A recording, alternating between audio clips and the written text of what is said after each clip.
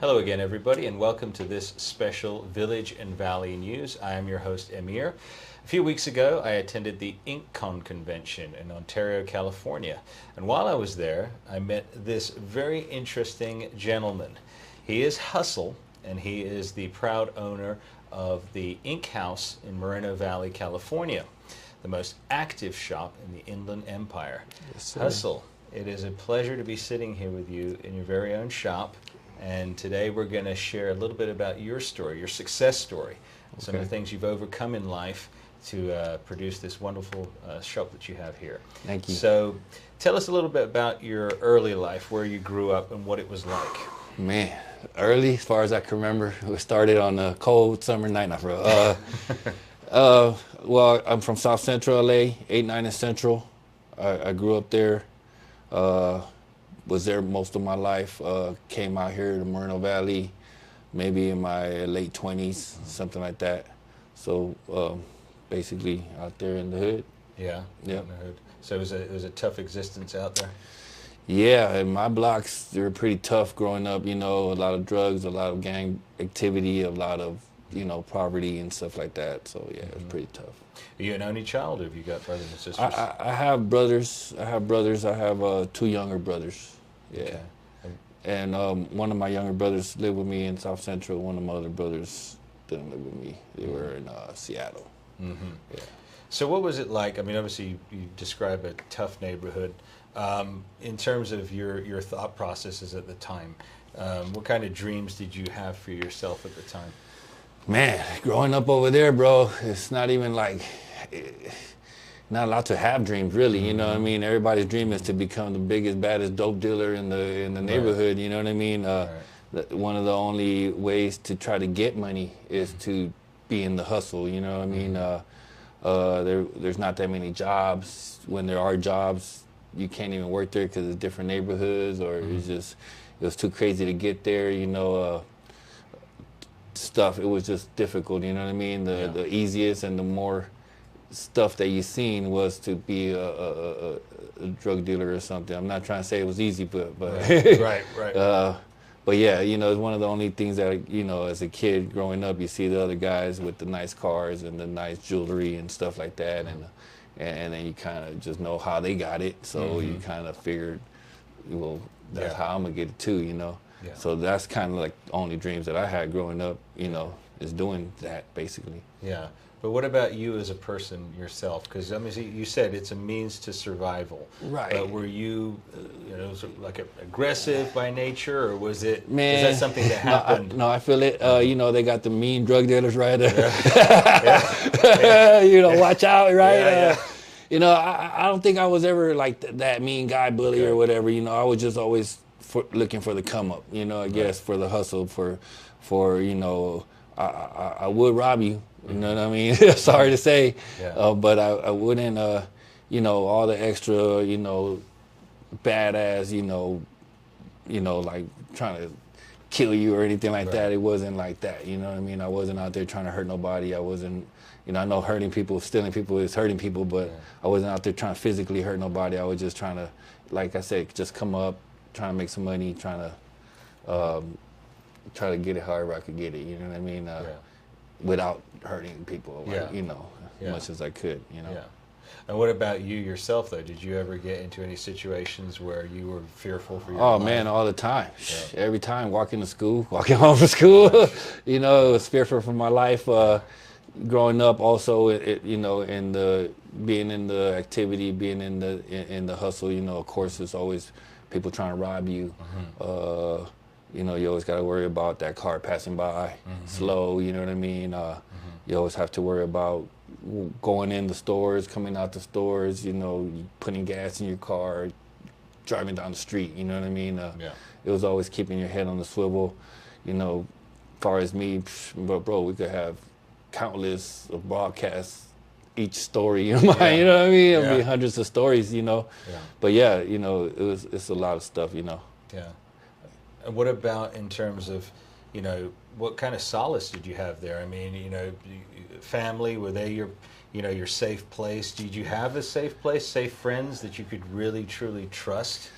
You know, my mom, was mainly the only person I kind of had. I had my dad for a while, but he was always busy working and stuff like that, and then he took off. So it was just my mom. My mom's first generation Mexican over here, so she didn't speak English. You know, she don't want no trouble. She don't want no problems. So it's not like I could tell her, "Hey, mom, they're bullying me," or "Hey, mom, you know, that gang down the street trying to kick my butt." Yeah. You know, all she'll say will just stay home. You know, that's all she'll say. There's nothing she really could do. There's nothing, you know, she's not used to it. She wasn't, you know, around it or none of that. So she, you know, so I understand. So a lot of stuff I couldn't bring to her or talk to her about. It was just mainly, you know, just gotta handle it, you know, as it goes. You know what I mean? Yeah. So I didn't have nobody really till I got a little bit older. Then I had one of my uncles kind of start teaching me how to really, you know, navigate and start putting some, you know, future plans in the works. Yeah. And your mom herself, what type of an individual was she? Is she? She's a nice lady. Like I said, just real quiet. Don't want no problems. Want to keep to herself. Just, you know, real hardworking. You know, like I said, worked all day. So she'll leave. She'll, you know, by the time I got up to go to school, she was already gone. You know what I mean? So I went to school by myself and all that. And then by the time I got home, she was still at work. So she didn't get home till like 6 or something. By that time, you know, the day was gone. And as soon as she got home, even, you know, it was straight to the streets. You know what I mean? Until she came out and started calling me or whatever. You know, the younger days. Yeah. You know, once I got in my teenage years, it was kind of free for all, uncontrollable. Yeah. I was bigger than her by the 6th grade, so it was tough for it was tough for her to start checking me because, like I said, 6th grade I was already she was down here, so it's not really she could do. Yeah. You know what I mean? So she just kind of took care of my brother and made sure he stayed away from me. You know what I mean? Because I was like the bad influence or whatever. So. Okay. So your brother wasn't into doing these sorts of things? Well, you know, he's 8 years younger than me. Okay. So, you know, it was a difference. When I'm over here running the streets, he was still kind of young, not running the streets, you know what I mean? Yeah. But as of course we got older and older, you know, he was out there with me, you know, here and there. And what about school then? Describe us, because obviously, you know, let's say mainstream, I guess a word that I can use. You don't think of school, you know, you go to school, there's not really any gangs in, you know, in some of the suburb communities. Right. But describe to us what school was like. In my school, I mean, man, I remember my elementary, Russell Elementary, was cool. You know, no problems, you know, in elementary and junior high. There was a lot of, you know, gang activity and stuff like that. So that's when all the gang banging started from, like, you know, 7th, 8th, and 9th grade for me over there. It was still copacetic because we were still kind of young. It was a lot of tagging and stuff like that when I was growing up at that age. Yeah. When it came to high school, then that's when it was real iffy on those high schools because if you weren't from that neighborhood, you really couldn't go to that high school. You know what I mean? Right. And even you know, me personally, I never banged. You know what I mean? But even though I wasn't from the neighborhood, you couldn't go to that school because you just get pressed on and, you know, always pressing. You know, where you from, and if you don't submit or if you don't show them respect or stuff, then you got issues. You know what I mean? Like. Oh, we're from nowhere, dog, you know, and then they start trying to hoop bang on you, trying to test your man, you know, trying to test you and stuff. So of course, if you know, bark back or clap back, of course now you got beef with the whole neighborhood and you can't go to that school no more. You know what I mean? So I bounced back, you know, here and there, a couple of schools, but it wasn't real. You know, I couldn't stay. You couldn't last 1 week in the school like that if you're not from. Well, you know, if you stick out a little bit, I stuck out a little bit. Yeah, you're very tall. Yeah, right. But in terms of the teachers, though, and the education itself, were they able to maintain some decorum in classes? Were you guys able to learn, or was it very disruptive in class? It was very disruptive, bro. These teachers, I feel sorry for them, you know what I mean? Because it's tough, you know what I mean? I was one of them guys, you know, teacher passed me just to not show up to class. You know what I mean? You know what I mean? Just because we were destructive, you know, whatever. So it was like that. I don't really remember no teachers, you know, past my junior high days, really, you know, because it was just too not important at that time for me. Right. Yeah. Okay. Because obviously, then you get involved with these gangs. Yeah. And things of that nature. Now, I got to ask you because obviously, just to let everybody know, now you are a Christian, you Yeah. are Reformed, you're in a great place now.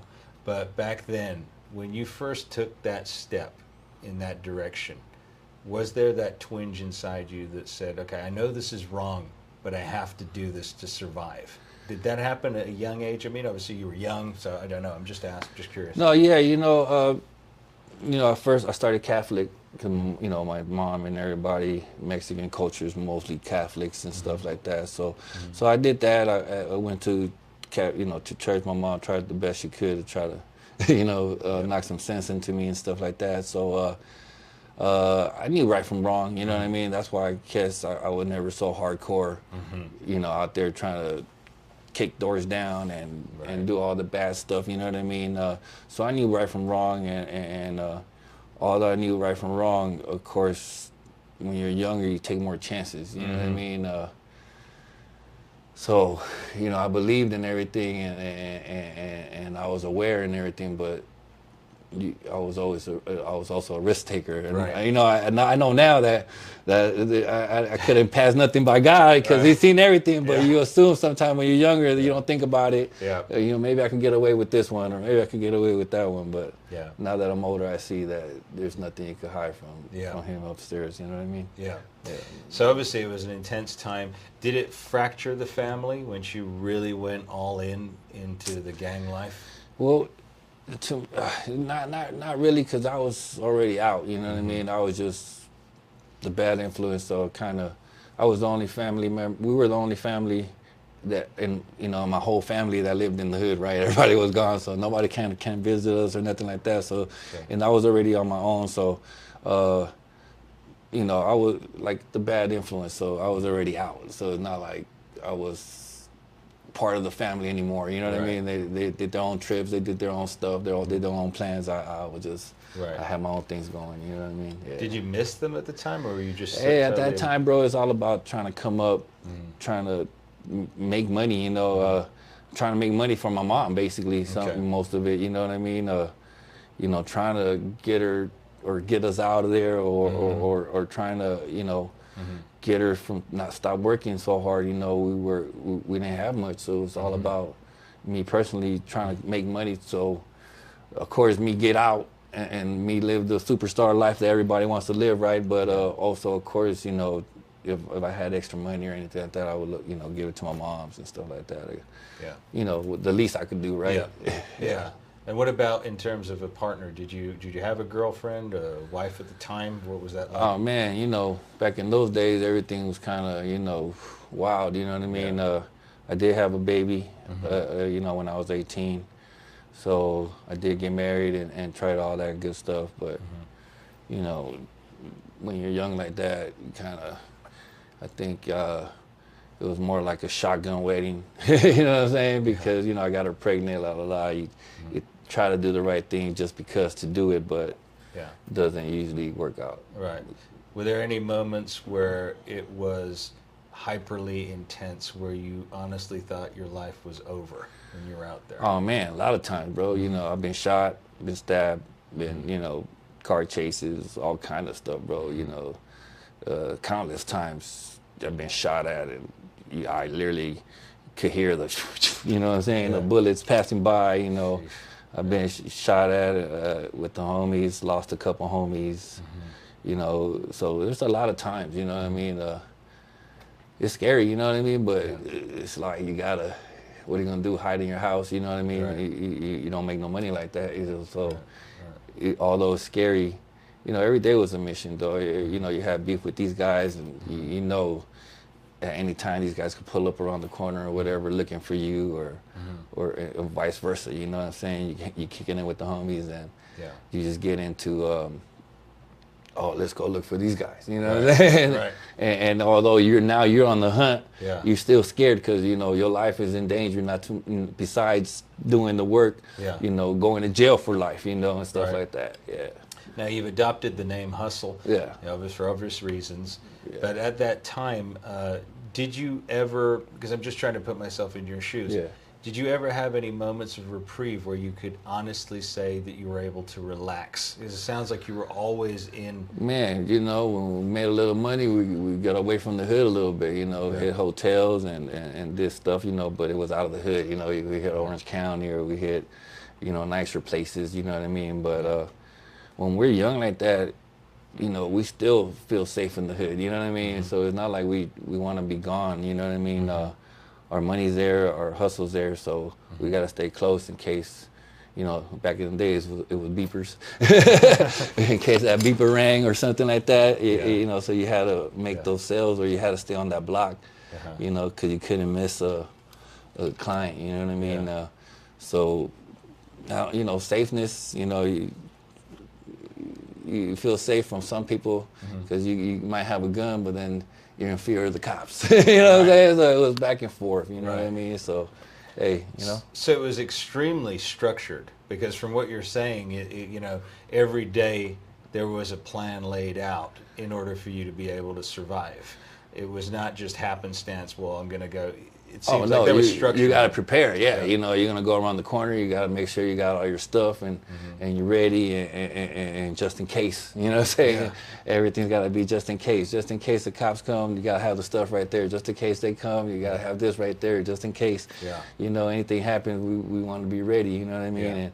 And even if you didn't have nothing to be ready, you still had to be ready to get out this, you know, to get out of there or stuff like that. So, yeah, you always have to prep, you know, what you're wearing, what you're doing, you know, and stuff like that, where you're going, you know, what time is it, you know, who's going to go with me, you know, who's going to meet us there, or, you know, you got to think about it. You can't just be la, la, la, la, la, you know, exactly. You know, You're on your toes. Yeah, you got to be on your toes. Were there any moments where you said, that's it, I have to get out of this, before everything else that we're going to get to later happened? Oh, man, there was a lot of moments, man, you know, because every close call, you tell yourself that, you know, oh, man, F this. You know what I mean? I was too close and stuff like that, but then it's like you don't know nothing else, you know? You don't know nothing else to do or nothing else, you know? So you might take a 2-day break. Oh man, I'm staying in the house today, or oh shit, you know, you're scared or whatever. But you know, 2-3 days later, you're back out there. Of course, you know what I mean, stuff like that. And let's say this then. Let's take you back in time there. If you could, what do you think? I mean, obviously, if we took not your family situation, but let's say somebody at school. Do you think that if the teachers were more attentive to you at school, that maybe something would have changed? If they'd have just paid the extra attention, if they were able to get control of the classes more, do you think that would have changed the direction in a lot of your guys' choices? Man, you know, I think so. You know, there were more stuff available to us, meaning, you know, I don't remember having football teams or nothing in my high schools and stuff like that, or anything, any real resources for us to like really do it. And even if you did have it, that school right there, like I said, if you weren't from that hood or whatever, it was still iffy, you know. So for the teachers, man, I mean, I remember a couple cool teachers that didn't stress you out, a couple cool teachers that really wanted to try or whatever, you know, but it's just compared to everything else that's going on, you know, that school is basically like another little, you know what I'm saying, affiliation with all kind of gang members, all kind of hustlers, all kind of people. So you're still, you know, maneuvering through the school, you know, a couple classes that you get in there, in between classes that you have that break because, you know, you don't have to really worry about it. But then next period, or you maneuvering again, or right after school, or you're worrying about after school. Oh shit, after school I'm gonna get out.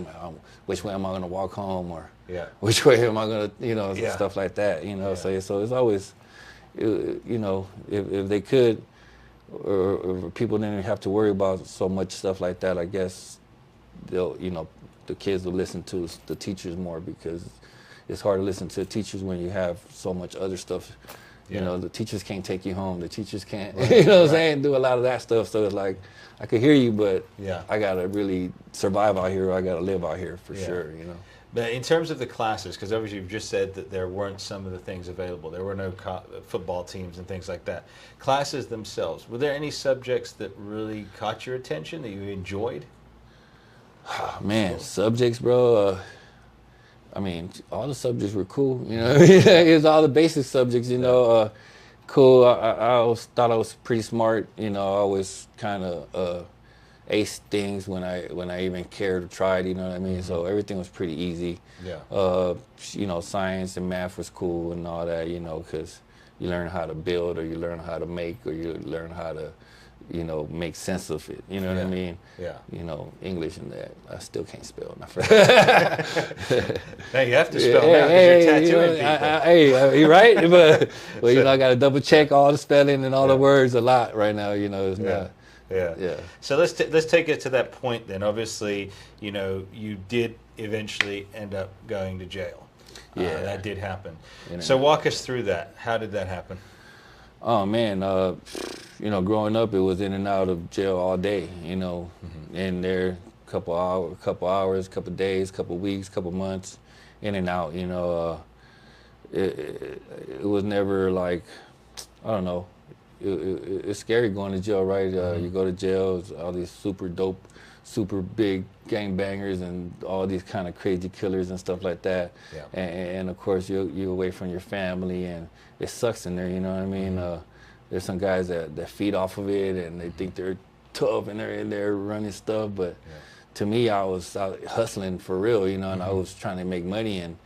And me going to jail, of course, there ain't no money in jail. You know what I mean? And stuff like that. So that wasn't the place for me, you know. But of course, you just gotta take all the chances and stuff. In and out of jail, growing up, in and out, in and out, in and out. What made me change? Well, basically when I caught my first prison term. You know, jail is county and stuff, and prison was a whole different, you know, experience. You know, and when I ended up going to prison, I was already a little bit older. Too, so I was already trying to figure out what the hell I was gonna do, because I knew, you know, there ain't no old gangbangers, or there ain't no old drug dealers and stuff like that. So I knew that I wanted to start some kind of business, but I didn't know what, you know what I mean, at all. So, you know, kicking in with the friends and all, hey bro, we making all this money, what we gonna start? Hey, a taco spot, or some salon or something, haircut, you know, these just ideas. But at that time, you're making so much money the easy way that, you know, all that hard work stuff. You get used to it just coming. Right. So, but that prison term, how long was that? It was, I got 2 years, but I only did half time. Okay. Because it was my first time going to prison. It wasn't about crime. It was basically sales and a gun. You know what I mean? So I did half a year. Okay. Well, a year, half of the term. So you're in there and you're thinking, what am I going to do? What am I going to do? So well, right before I went in there, I kind of knew already. Okay. You know what I'm saying? Because I had a close call. I had a real close call. It was like 2 weeks before my son was born. So I went to jail. And then he was born and everything. I got out 2 months after he was born. But, you know, it was a 2 months period while I was fighting the case and waiting for evidence and stuff like that. But for those 2 months, they kind of took everything and wiped me out, you know what I mean? Money, everything. So I really needed to do something, right? So when I got out, of course, it was such a close call, like I said, that I knew I had to do something. Like that's when it got real. You know what I mean? That's when I was trying to find other avenues of what to do and stuff like that. I thought about haircutting and stuff like that, but like I said, they wanted time, money, and all this time and stuff like that, and schooling and all that, and I didn't have no money, and I needed money ASAP, and I don't know what, something popped into my head, you know, that, tattoo, you know what I mean? I had the idea when I was getting tatted, you know, like I said, growing up tagging and all that, I had good penmanship and stuff. So one day when I was getting tatted, I was like, oh man, I feel like I could do that. And then maybe 10 years later is when that thought popped back in my head. Tattoo, you know what I mean? And like I said, I didn't have no money for the barber school and all that, so I looked up on Amazon and seen they had $100 tattoo kits. They came with everything you needed. Hey, I got one of those kits, called my brothers, my cousins, and I went to work on them, you know what I mean? Yeah, I like doing it. I love tattooing, even though my first tattoos were kind of rough. I love doing it. I found, you know, I like, wow, I liked it, you know what I mean? So, Yeah. so I kept wanting to do it, you know, nobody wanted, I was I was already older, so I was like 35. Okay. So nobody trusted me, you know what I'm saying? Like, hey, Hustle, you can't tattoo, get out of here, bro. You know, nobody wanted me to tattoo him, but I wanted a tattoo. Yeah. I knew that's what I wanted to do. So I kept going with that, you know what I'm saying? And although I kept hustling because I wasn't making no tattoo money, right? So I kept hustling, but now I had somewhere to put my money to, you know what I'm saying? Or my goals to you know, save some of this money because I need to try to start, you know, something, you know what I mean? So, and at first I was trying to get into a shop, but like I said, you know, nobody trusts an older guy trying to tattoo to start off. So it was difficult, you know, so like that's what made me say, well, since nobody's giving me a chance and nobody's, you know, believing in me, I'm going to just put my money where my mouth is and start investing into opening up my own spot and stuff like that, And then, so I must go back about your son. So your son was born before you went in prison. So when you came out, was everything okay with your partner, your wife? Yeah, so when I came out, everything was cool, you know, we were struggling and stuff, you know, of course, because I was trying to figure it out. So my girl, she held it down while I was trying to figure it out. And then, you know, little by little, you know, we started building it up, back up and stuff like that. So I think I started, because while he was young, when I got out, he was 2 months. I probably didn't start tattooing till maybe, you know, when he was like 2 years old, and I started really feeling the tattoo stuff. Okay. And was that the shop that you've opened now in Moreno Valley? I partnered up with somebody, one of my buddies. He had a shop out there, and at first I used to go in there and ask him to rent a booth, but he didn't, you know, want to rent me a booth because I, you know, I didn't tattoo yet or none of that, or they didn't believe in me. But one day, you know, he called me and asked me if I was for real, and you know, like, yeah, you know, and instead of renting a booth, I made him an offer to buy half the shop or to become partners with him. So that's what I did, you know. So when we did that, that's when I went all in, you know, started really trying to learn the craft. Well, you've definitely learned the craft now, because today you're sitting here, you're a proud owner of a very, very welcoming. In fact, it's one of the most welcoming. I was telling one of your right-hand persons here earlier that the Ink House here in Moreno Valley is unlike what most people may think of a typical tattoo shop. They think dark, they think morbid, or as it was coined, satanic. But this does not exhibit any of that. If anything, it's very welcoming, very colorful, very charming, extremely clean and presentable. It's very bright. So what was the antithesis behind that? Yeah, well, you know, I've always been a businessman, you know, hustling, right? So I always wanted to, always had like that good customer service, like I was on it. Like you came in, all attention to you and what's going on, how may I help you, la la la, you know. Just like if you're on the block and you see a customer, hey, what's, you know what I mean? So, you know, and I've been to other tattoo shops, you know, growing up and stuff like that. And you go in there and they're like, hey, how much for this? You know, and they'll be like, 300.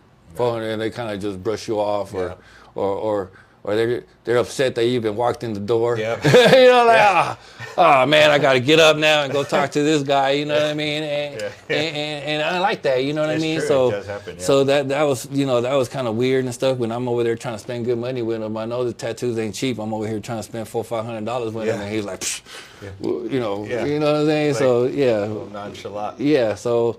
So that kind of always stuck in my head that I didn't want my shop to be like that. That I wanted people to be like, you know, nice and courteous and stuff like that. And as far as the colors and the, you know, the atmosphere and all that, like I said, you know, all the other shops, you know, they're a bunch of, you know, old school guys or whatever, or old school stuff. I kind of wanted to stay more modern. You know, a little bit more modern. A little bit more brighter colors and stuff like that, and so that's kind of how I kind of try to make it.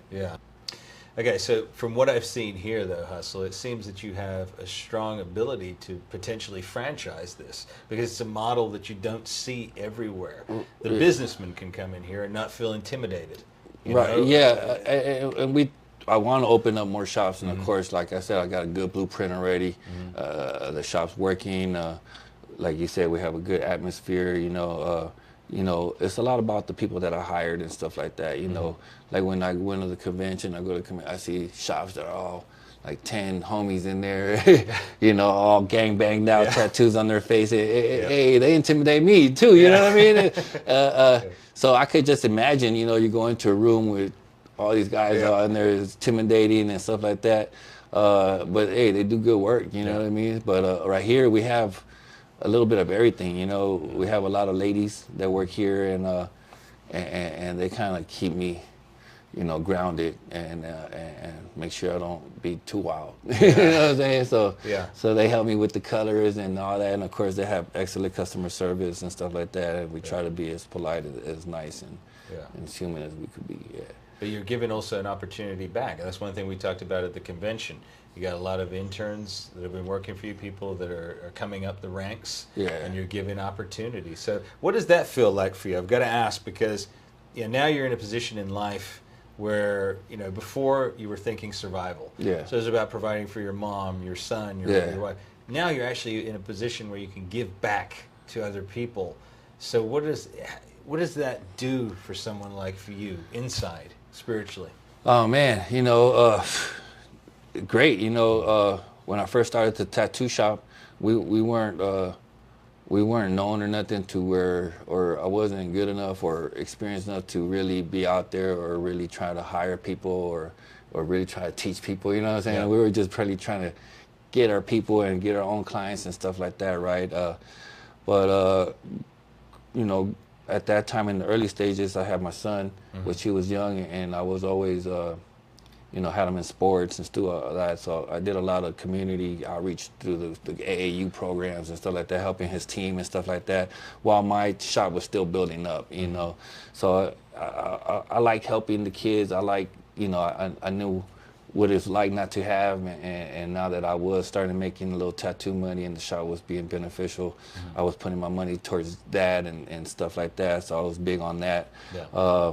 Once the shop started picking up more people and getting more clients, of course, I couldn't keep up with all the tattoos, so that's when the hiring came, and I got a couple of dope artists that came in and started off. But it's hard to keep a good artist that came from another shop that's already made or whatever.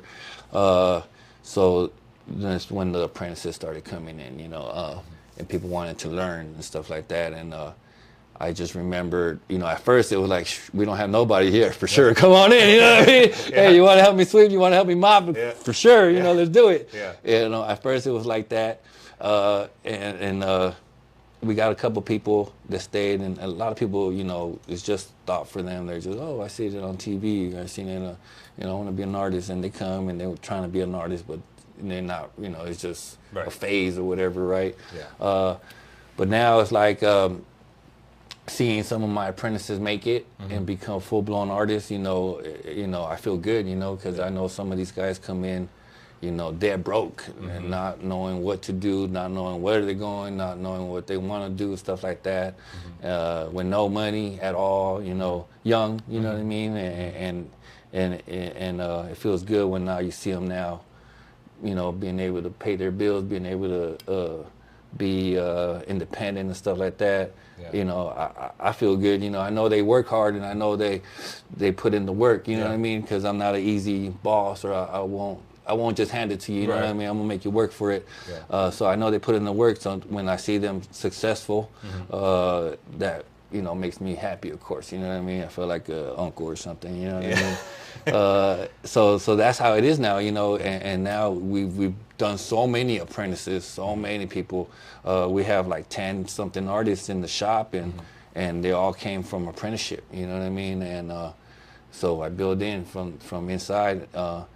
So now it's like, we started getting more pickier with the apprentices, with the art and stuff like that, but it's all the same. I remember, like I said, when I started tattooing, everybody like, you don't tattoo, hustle, get out of here, and I changed my life from 1 minute Yeah. on the block to the next minute over here trying to tattoo. So I kind of try to give everybody a chance, because who am I to say you're not going to do it? If somebody really, really wants to do it, I don't care if they don't have not one piece of art or nothing. If you really, really want to do it, I mean, you can do it. You know what I mean? So that's how I kind of see it.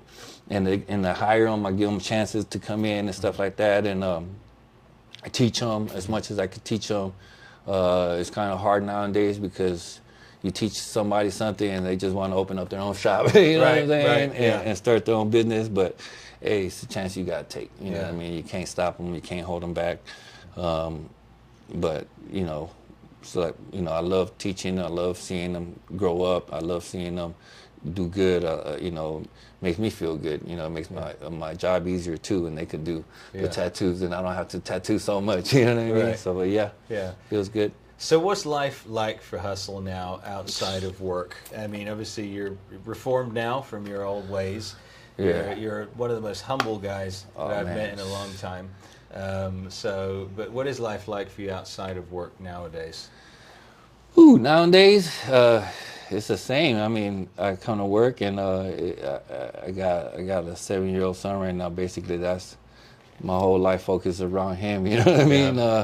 After work, it's like, okay, let me go to the baby. Let me go to my son. It's more relaxed. Now I got a good crew that helps me out.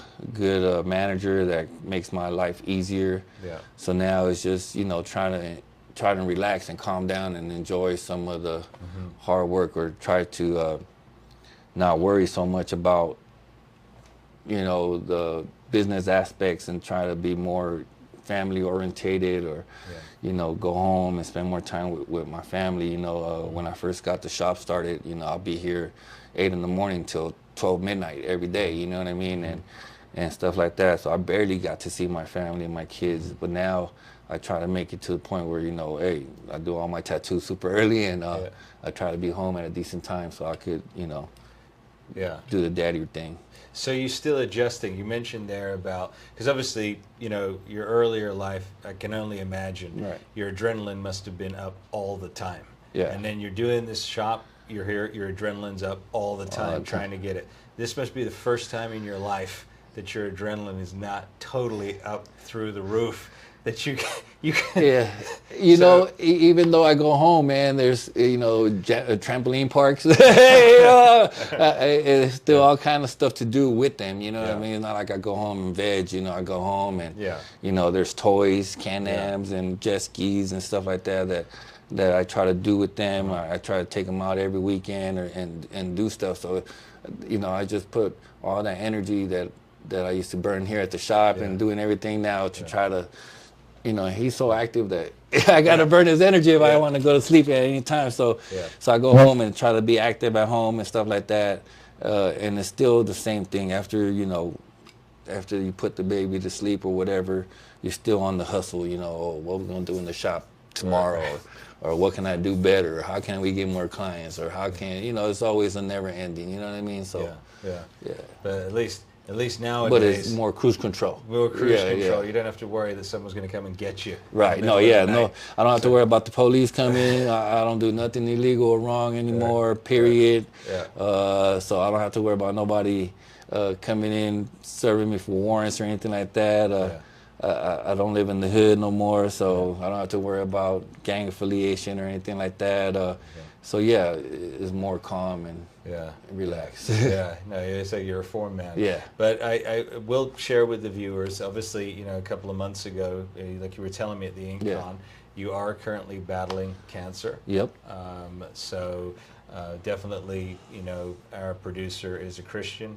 We are Christian. Yes. And we pray for you, Hustle, Thank that you. you get healing for that. I mean, appreciate it. But you're strong. You're still actively here. Yeah. You're doing your treatments. I found out maybe like 2 months ago, maybe 2.5 months ago, that I had cancer. And it's kind of like a shock at first.